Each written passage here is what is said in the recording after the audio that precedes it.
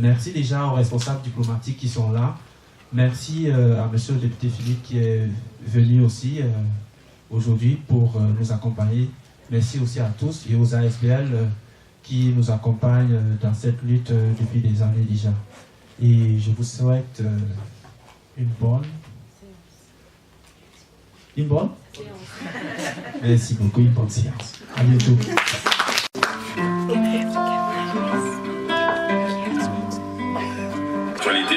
Ce n'est pas qu'on a quitté le terroir, le pays, que bon, voilà, on ne peut pas s'intéresser à faire quelque chose là-bas ou bien à ce qui se passe là-bas. Il y a lieu d'imaginer des projets et tout. Bon, voilà, s'il y a possibilité de les mettre en œuvre et de le faire. Ce qui me vient à l'esprit, c'est cette solidarité qu'on cherche parce que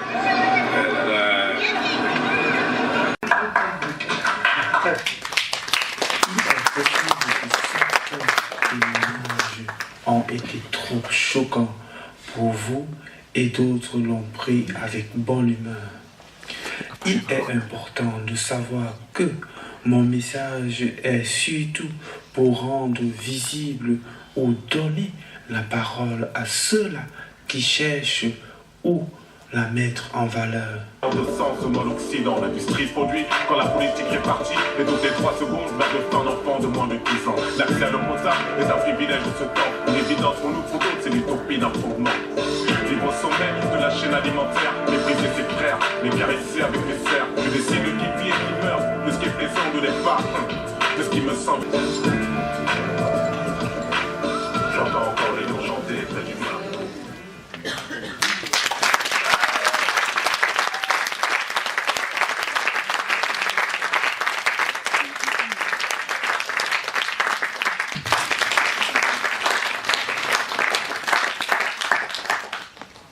Je vais les passer la parole, comme ça ils vont essayer un peu de présenter un peu la structure, 2 minutes, pas plus. Et pour vous expliquer concrètement, c'est le CJD soutient toutes les initiatives socioculturelles qui sont mises en place par des jeunes. Et pour résumer, au CJD, il y a ce qu'on appelle des groupes d'action. Il y a un service juridique. Le groupe d'action, il y a par exemple le groupe d'action migration, puisqu'on est ici dans le cadre de la migration. Donc c'est des jeunes de 16 à 25 ans.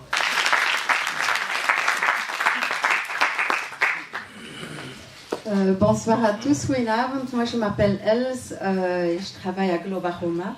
Merci à Pierre pour ce beau documentaire et aussi pour nous nommer. On est une maison artistique ouverte pour des réfugiés, des personnes sans papier et des autres bruxellois.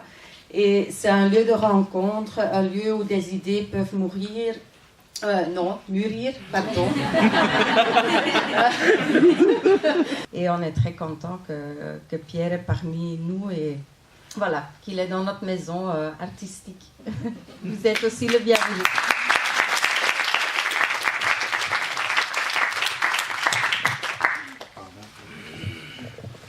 Bonsoir à tous. Merci Pierre pour nous donner cette occasion de nous présenter. Moi je suis Pierluigi Gatterino, je suis le responsable de l'ONG Emergency Belgium. Je vous explique un peu rapidement. Emergency est une ONG internationale qui est née en Italie en 1994. C'est une ONG d'aide humanitaire et un pur but d'apporter une aide aux victimes de la guerre et de la pauvreté dans les pays dans lesquels on intervient, ainsi que de promouvoir une culture de paix et de respect des droits de l'homme. Donc voilà, ça c'est juste pour vous expliquer un peu très rapidement. Il y aurait beaucoup de choses à dire. Si vous avez des questions, je suis à votre disposition par la suite. Merci.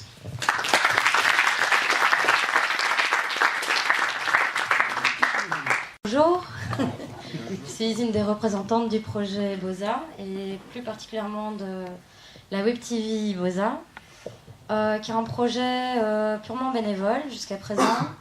D'ailleurs, s'il y en a qui sont intéressés, vous pouvez toujours rejoindre l'équipe. Voilà. Vous serez toujours les bienvenus. C'est une équipe très enthousiaste et motivée et dynamique. Donc voilà, le projet principal de cette Web TV est de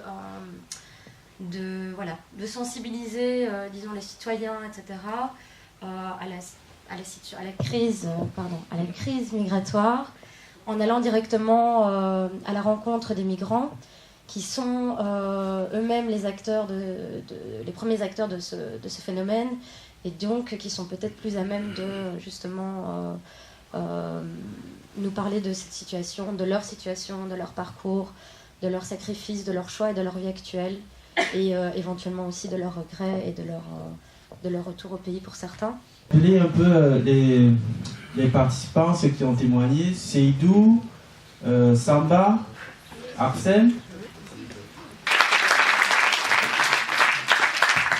Vous savez qu'est-ce qu'il a réalisé là? C'est pas facile. Moi, mon nom c'est Samba Django, voilà. Je n'ai pas posé, mais là je suis posé, je suis calme.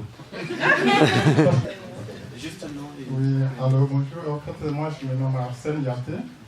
Donc il m'a appelé pour participer. Voilà. Et j'ai essayé. Vous avez la chance de voir son visage. Qui était le dos tourné. Merci, parlez maintenant bien, ça va? Oui, je vais le micro. Et donc voilà, bonjour à tout le monde. Et puis voilà, moi je m'appelle Seydou, je viens de la Mauritanie, je suis artiste peintre à Globaroma. Effectivement, voilà, donc Pierre et moi, on a mené pas mal d'actions avec SS Migrants. Donc je suis très content de mon petit Pierre. Merci beaucoup pour les commentaires. Je suis plus fier de toi. Bonne continuation. Merci. Merci. Je vais appeler maintenant monsieur le député Philippe Lambert. Vous restez. On reste avec le député. Vous allez accueillir le député, quoi.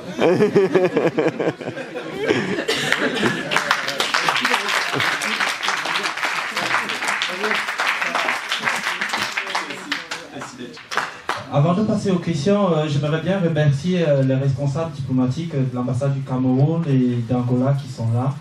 Et s'ils aimeraient bien prendre la parole, nous sommes bien ouverts.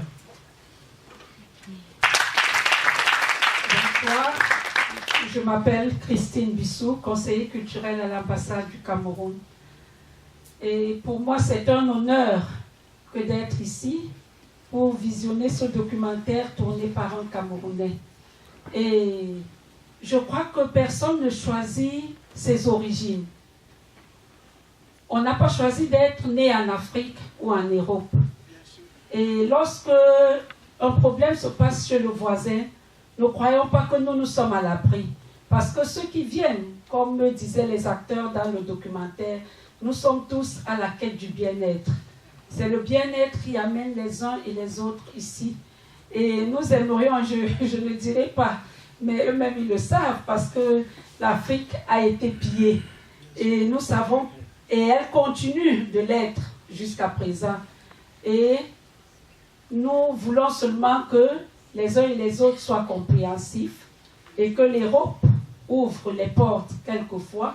Et nous le voulons, et le documentaire est très bien fait parce qu'il y a un acteur qui a dit ceux qui restent au pays, ceux qui arrivent, viennent, rentrent parfois, font miroiter l'Eldorado. Et c'est le message que nous devrons aussi véhiculer. Que parfois on croit que là où on est, on ne vit pas bien et on va rechercher ailleurs. Chacun devrait se contenter de ce que le Seigneur a bien voulu lui donner. Merci. Vous voulez dire un petit mot, vos impressions par rapport au documentaire et aussi à ceux qui ont pu être là, qui ont témoigné dans le documentaire et aussi au grand public. Et s'ils ont des questions à poser à monsieur le député et aussi aux participants du documentaire, si vous avez des questions après son témoignage, elles sont les bienvenues. Merci. Merci Pierre. Monsieur le député, on peut m'appeler Philippe, ça va aussi. Non, mais je n'ai pas toujours été député, je ne serai pas toujours député. Donc, je suis d'abord un être humain et c'est en fait ça moi, qui me frappe dans ton travail.